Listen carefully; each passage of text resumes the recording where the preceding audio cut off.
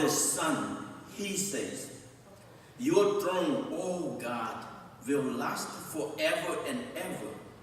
A scepter of justice will be the scepter of your kingdom. Ta chỉ thọ vang Chúa hạ chủ như tụ tu nữa ta vang Chúa có lúc tây chờ有nhau một ít gì, có cản có chẳng tôn này mong cho chủ kiến giang gì. Vang Chúa cứ yêu vang lên chỉ hạ chủ vang Chúa cứ yêu vang lên tu cứ yêu Chúa Giêsu mà. Vang Chúa hạ chủ Chúa Giêsu hạ ta. Your throne, oh God.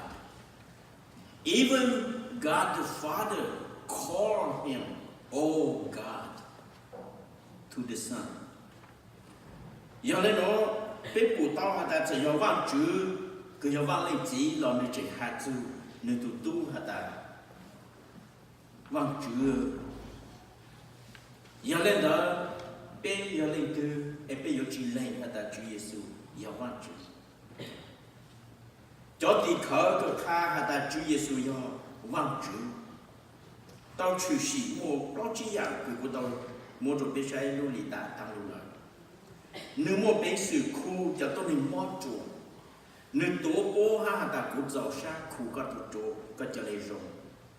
Và nếu cô ta tàng sĩ đó tụi tôi mình mua chỗ rồi cho lấy rồng lo lại.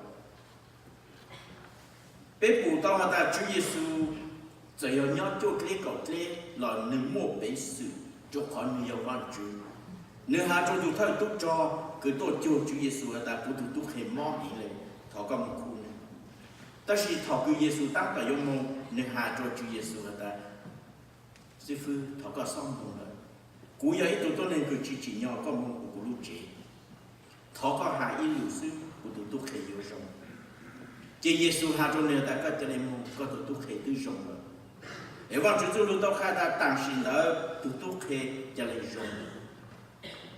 Rồi lên đó thọ cứ bê tô nà tay mong mong bư tàu trang lên rồi tỏ căng từ Giêsu có khá hồ lưu chỉ sang nà tay Chúa Giêsu mong trô bê tô có chỉ ham tổ bê tô nà tay chỉ nếu tung bao cho lấy rồng lọ tạm xin tạo lên rồi thọ yếu tròn đủ một tôn này cho bê tô này cứ mong mong mong kênh cho tôn này tròn lắm đó là mà Giêsu khu có rộng số tù tốt xin tên nó ở đi khởi kha hả ta lưu phu chỉ của Chúa Giêsu khu có thể mong đến cái gió vang Chúa luôn.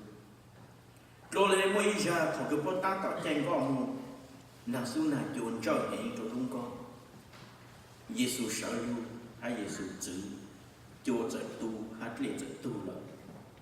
Rồi lên đó Giêsu có nàng kêu hát chữ khai lại một đôi sáng tí một ô tô chỉ nên trong class. Khá tuần chí Giêsu ha hạt ta tu chữ tu chỉ tao chú chạy và trong con sở sĩ tu chú con là Chúa Giêsu đã cho lăng nó tao nó tự chỉ nên là cho lăng thong gang trâu băng bù chỉ băng bù trời trăng trâu lệ hạt chữ khali lại hạt bồ tu tăng tu sĩ trâu bù lại tên nó do khá trâu bé hạt ta Chúa Giêsu do vang Chúa tên chú chỉ chạy trên của Giêsu quan đỡ do vang Chúa luôn. Nếu nó cú sáng cho bé cho các đồ sai vang Chúa dồn gì hạt chúng ta Giêsu có yêu vang Chúa ta đủ ó và người cô nhau tròn để hẹp lại trong cỏ ở trong yên lại cỏ một số cỏ ó ở đây nó. He also says in the beginning Lord you laid the foundation of the earth and the heavens are the work of your hands. They will perish, but you remain. They will all wear out like a garment. You will roll them up like a robe. Like a garment, they will be changed, but you remain the same, and your years will never end.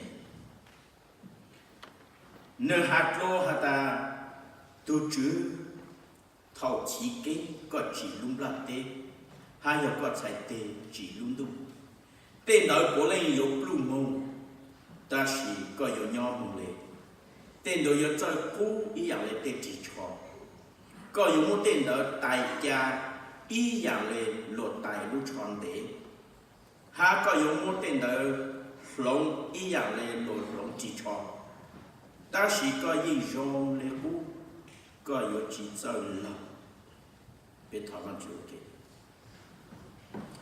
Chúa Giêsu lúc xưa có biết bao nhiêu lúc bé họ có nó bé yêu cầu có chuyện có khi bé lúc xưa đơn chữ của bé tỏ tao của bé mang bé thực hiện của mình bé cho cái cỡ có chuyện lúc mà nó của bé bao có dòng của lấy dạng tăng nó có nhau cho bé lúc xưa nó của bé mua lúc xưa tu cho có chuyện lúc bé tu Chúa Giêsu lúc bé tỏ mỗi chúng tôi này mà người ta cũng cũng thật là sư phụ nàng mò của ông bao số của cái tôi nhận lâu lâu để mà phục vụ mà có con nhỏ tìm con cho học sang được không mà nãy gì không được lớp của bao lên mà buổi sáng hai ta tôi nhận lâu lâu cứ phục vụ có con nhỏ được không giàu bằng chúng ta mấy buổi sáng lên đó hai trăm cái tí chút lần vang chữ chú lưu hắn để nó bộ kha hà ta vang chữ lần lâu và lúc cũ hà lên nó nhắc cho là chỉ cái trong ý ngày của lâu and God said let there be lights in the vault of the sky to separate the day from the night and let them serve as signs to mark sacred time and days and years. Và Chúa hạ ta cho lên một tên lưu chi chữ trong trốn đủ, còn trốn đủ ha mòn đủ, ha của chạy nhau, nô lì ha sầu. Đại hoàng quân nó khá cho biết số là hạ ta, vang Chúa chỉ ổn định nhau càng luôn luôn. Thầu tôi chỉ tao mua lì lên, vang Chúa tôi nhìn bình trên ổn định lên rồi. Mà vang Chúa chỉ lúc là tê hoạt đời nó mà nô thì plau và Chúa mà chỉ có một nô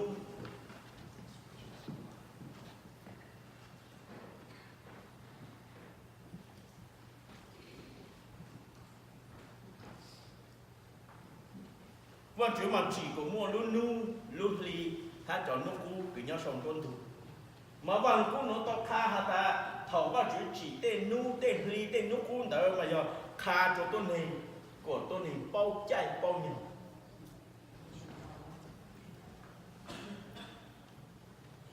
lúc xưa nó bé lúc sáng vào trường trung mà buổi sáng của bé tỏ cao hạt đà chỉ tỏ mua lúc là bé vào trường nhỏ rồi tôi chỉ tỏ mua lúc lì vào trường nhỏ rồi ổn đây vào trường chỉ có này mà vào trường chỉ mua lúc lì ha có lúc bố cái nhau sống tuân thủ ít buổi ăn sáng lúc đó tên này vào trường chỉ thằng cho ta chỉ vào trường chỉ lúc lì ha tên lúc bố do của bé bao chạy bao nhiêu họ cứ biết bao chạy bao nhiêu mà lên nó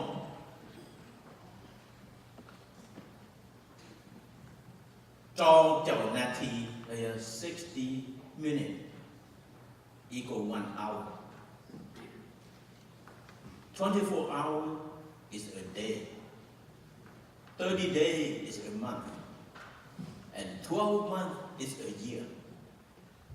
That's why văn chữ chỉ luôn lì hát tên nước cô cứ nhau sống rôn nó cổ bé bao chạy bao nhiêu giờ lên đó mẹ hát cú bé ổn định nhau càng luôn lì bé sao để chơi là văn chữ tôi cứ chỉ luôn là tên không để nó nếu ổn định nhau khẩu luôn lì tôi chỉ tao mua lì văn chữ tôi nhìn bé chơi tôi nhìn nhau ít gì số liệu của thao từ nhưng chỉ có lên từ số tao văn chữ nó nhau ấy giờ lên đó nó văn chữ nhỏ ổn định luôn thì nó văn chữ của lâu bên nhỏ của càng luôn thì bên nhỏ càng luôn thì anh tên nó cũ cứ văn chữ chỉ của bên bao chạy bao nhiêu giờ lên đó bên sai ô có bị chơi xong rồi ô cuốn này ngồi xong rồi ô cái ô cái trọc lên có chơi xong rồi ô cụ cọp trâu xong rồi ô cuốn này ngồi xong rồi á tao cái ô cái trọc lên nó nè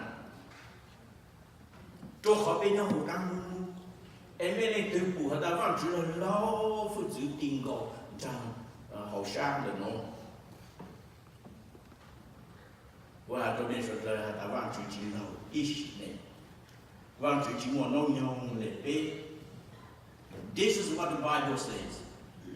Jesus Christ is the same yesterday and today and forever. Giêsu Kitô nói rằng người lệ bố Nam mô là chia Nam mô thế này dạng tăng luôn.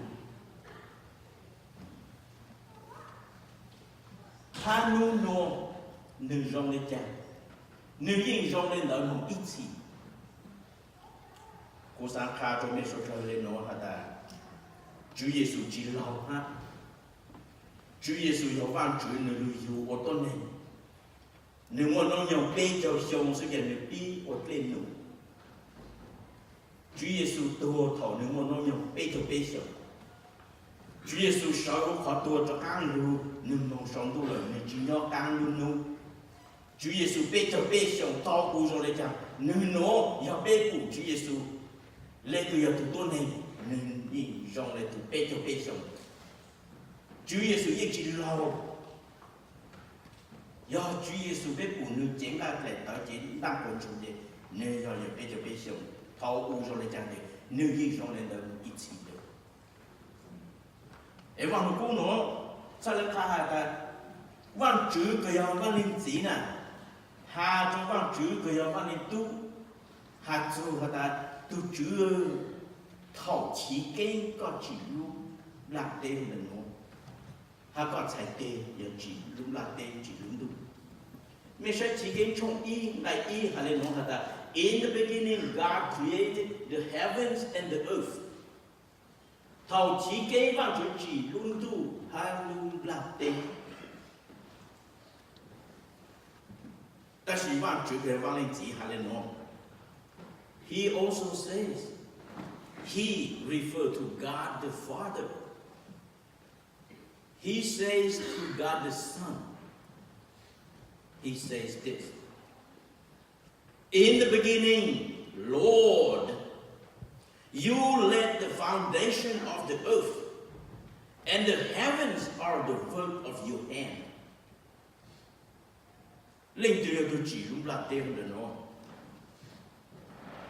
Hoàng của nó khá hà ta vang chữ cười vang lên chỉ thọ cái này hà chữ vang lên tu này hà ta tu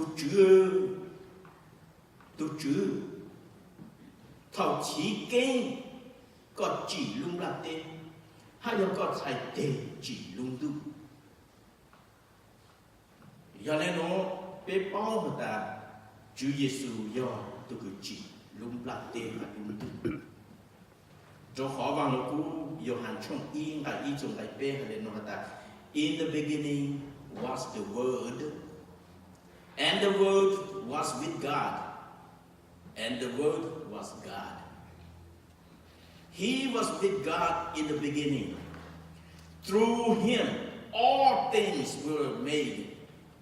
Without him nothing was made that has been made. Well, cũng như hà mình cho bé hà mình cho bé lên nó ta thao chỉ tao chỉ lúc là tê dù yên mua nhỏ rồi dù lúc đó ý chữ dù văn chữ nhỏ hay dù lúc đó do văn chữ thao chỉ cái dù lúc đó yên ý chữ dù văn chữ nhỏ văn chữ còn nên chỉ ý bộ trái dạng hú tô xì ý bộ trái dạng đó chỉ mua ý dạng của chị anh chỉ lấy. Mình sẽ nói là cũng khá mình bỏ lên nó cho bé ta cả cái gì. Hà ta lúc là tên là nó yêu vang chữ chú chỉ. Mà yêu bé cho các một sai vang là cũng chỉ cây mà bây giờ phụ tao ta thọ chỉ cây vang chữ hà ta. Để vang chữ hà. He spoke. Let there be light. And there was light. Cho nên một khó bù kế, nó dễ cho nên bù kế. Lên từ giờ tôi có ô có bù kế. Do vang chữ chú lưu. Johann trong ý hơn là nó sẽ là khá bê là thầu chỉ cái chú lưu là ý chú lưu vang chữ nhỏ là họ. Hát chú lưu là chỉ ý bộ dạng trang của lúc là tên một. Nhưng chỉ một ý dạng trang chữ chỉ do vang chữ chú lưu là chỉ lệ. Colossae trong ý này có cho hay lên nó mà ta. For in him means Jesus. For in Jesus, all things were created. things in heaven and on earth, visible and invisible, whether thrones or powers or rulers or authorities, all things have been created through him, through Jesus, and for Jesus, for him. Chỉ hai cái nhau sống trong đồ, hai cái nhau cũng là tên nó, cái khó một cụ, hai cái khó một chỉ cụ. Cho thì chú thế chơi cái một phương chỉ, hai tên nụ chữ, lo cho vang chữ, hai tên tôi nên cứ một phương chỉ, cảm là tên cho dạng đời, bố lấy cho vang chữ hai của Giêsu chỉ, hai nụ chỉ, cái nụ chỉ đời chỉ cho nên. Giờ bên một sai chọn cái văn của nó để cho cái tí số lớn bên của ta là Chúa Giêsu yêu vang chữ, Chúa Giêsu yêu tôi chỉ ít bồi养cha, mà thọ cái bên hạt châu ta vang chữ yêu tôi chỉ luôn là tên để nó mà bên bên hạt ta, ô chỉ yêu vang chữ, cái yêu giặc sau là chỉ vang chữ cái yêu vang lên chỉ yêu tôi chỉ, yeah, vang chữ cái vang lên chỉ yêu vang chữ ha. Vang chữ cái vang chữ bì, yêu vang chữ ha. Ha Giêsu yêu vang chữ, ôi yêu tốt tu vang chữ cái chỉ đúng là tên là nó. Giờ yêu bố bị chơi ô vang bên này là ôi yêu tốt tu vang chữ sự. Yêu lấy chữ Giêsu yêu tu chỉ ít ôi yêu cha đúng là tên nó là. Lúc đi ta đang nó là tôi hạt cho bé là chữ Giêsu yêu vang chữ, cho khó vang lên chỉ những hạt dù một tu là của tôi vang chữ nó nè, là sự vang chữ, ta chỉ nung nó này ta, tôi chữ lung la tên để nó có chỉ, ha có chạy tên để tôi cứ chỉ lung tôi hơn nó. Ấy giờ chữ Giêsu giờ vang chữ, ha chữ Giêsu giờ tôi chỉ ít bữa nhàng trắng, dạng cái bây giờ tao ôi cho xa cho này, Jane này. Tao như chú kể sự, của đứa hà cho bé là ta, lúc họ pha của bố cho các anh chú bé bây giờ nhỏ nhỏ, dọc khá của bé bao giờ sự mình sự, lúc là tên để nó có tao ít bồi nhàng trái, có chỉ bao chữ Giêsu, chỉ muốn nó về đó chỉ này. Ấy giờ bé tao ít bồi nhàng trái của bên trời của lúc là tên nó bé chỉ tao chữ Giêsu ha, bé chắc càng lại quá rồi. Nó của hạt được biết rồi là yêu bên một Chúa Giêsu, bên một số nhà, bên một Chúa Giêsu để bên họ tàu tổ vang Chúa cứ chỉ luôn đủ luôn là bên một Chúa Giêsu ở bên tôi Chúa là yêu bên tôi tàu vang Chúa là em biết chuyện mình trả vang Chúa có chuyện gì ha? Yêu bên mình trả vang Chúa, cái人trả到一度冷冻，là是一度暖，如果個tổ vang Chúa，cái人trả到一度凍呢，我對如果個tổ vang Chúa。có yêu mua để bao nhiêu để bao đồng cứ vang chữ cứ chỉ ra là lưu ô yêu vang chữ, giờ bên trả vang chữ để trả lên nữa ta, tại vì nó vang chữ trả bé, vang chữ trả到bé vang chữ trả cho bé là Chúa Giêsu yêu vang chữ này, vang chữ bị tụt lỡ vụ yêu vang chữ này, vang chữ về yêu vang lên chỉ yêu vang chữ này, giờ lên là bên đi tàu Chúa Giêsu em bên chữ trả vang chữ từng gì qua. Để cho lên trò xa cho mình, cha ngồi bên tụi Chúa, chỉ đang chạy tụi con chuyện từng gì đây rồi, amen, yeah, để cho chúng ta biết thọ con Chúa.